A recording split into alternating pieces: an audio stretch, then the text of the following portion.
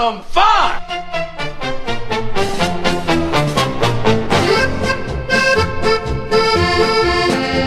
Buckle up, Buttercup. It's Pittsburgh Sports Talk.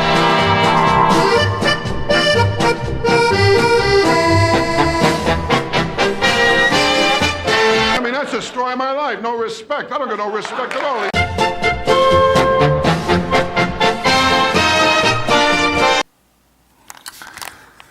Welcome back to Pittsburgh Sports Talk. I'm your host, Randy the Tank Tantlinger. Thanks for joining me here every week.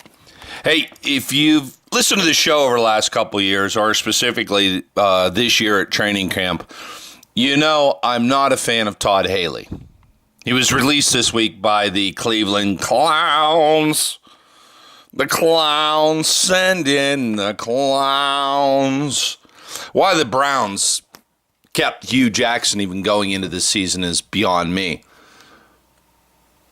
But that's their business. What my business is, and your business as part of Steelers Nation is, Coach Tomlin tells us all the time that he doesn't like to live in the past. He moves on all the time. Well, I just cannot get Todd Haley out of my, back incisor tooth.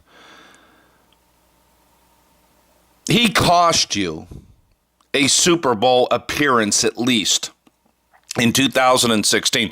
But I want to, if you understand what I'm about to say, you understand it. If you don't, kind of like a Pittsburgh sportscaster who you all know, who's on Root Sports, and I'm not going to say his name because we're buddies, but I was going off on a diatribe about Haley recently, and he said, "You're a yunzer. That's why you don't like Haley. You're just a yunzer." And it pissed me off, to be quite frankly, and I almost knocked my friend on his ass. I know what I'm talking about when it comes to football. I don't want to toot my horn, but I do. I was that kid in 8th grade who was drawing plays, offensive plays instead of listening class. You know, I worked for the NFL Players Association for a while. I coached the game. I love football on all aspects of it. I've played the game, starting right there in downtown Latrobe, midget football with Coach Jim Psycho and Mark May and those guys that have played the game. Then at Latrobe for Coach Lou Hart and Rick Kazusko, guys that have played the game, guys that have played old school football too, not this touch football we play today, no. Old school football, where you hit people in the ear hole. That's that little hole in the side of the helmet. That used to be a target. That used to be someplace that you were trying to hit. And trust me, you crack somebody there and you knock them out of the game, or they think twice about getting near you again. That's old school football. But that's not the point. My point is about Todd Haley. Again, the people that I've learned the game from, one of the greatest offensive line coaches of all time, Joe Moore, God rest his soul, at the University of Pittsburgh. Widely recognized as the greatest offensive line football coach ever to coach. Produced the greatest college lineman of all time, Bill Fralick, an old teammate of mine at Pitt.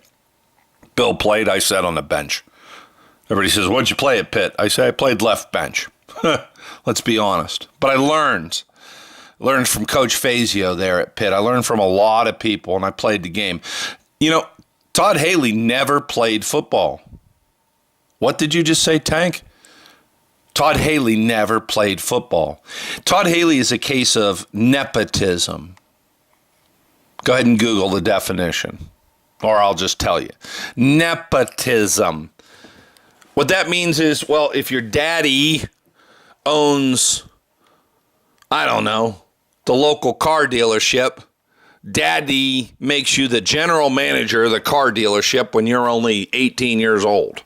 You don't know what the hell you're doing, but daddy owns the car dealership. That's nepotism. Well, Todd Haley was born lucky. His dad, Dick Haley, did play football, was a former NFL quarterback. He was director of player personnel for the Pittsburgh Steelers, and the New York Jets follow this lineage. Daddy got Todd Haley a job as a ball boy with the Steelers. He got to watch film of other men playing football alongside his daddy. Todd Haley did not play football at Upper Sinclair High School. He went on to the University of Florida. Now, watch this pattern. And the University of Miami, where he played on their respective golf teams. See how he jumped from the University of Florida to the University of Miami? Todd Haley ended up graduating from the University of North Florida, never having played a down of football in college, never having been around the game in college, but played golf. 3 colleges before he graduated. The last one I've never even heard of, University of North Florida. Must have a stellar golf team. Guess what?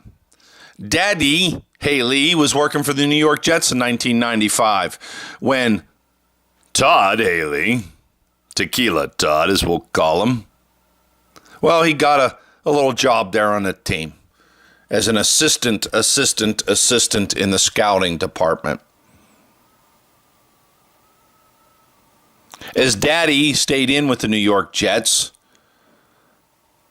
Todd Haley somehow found himself promoted to wide receivers coach, where he had the phenom of Keyshawn Johnson under his tutelage. Todd Haley, who never played a down of football, is tutelaging Keyshawn Johnson.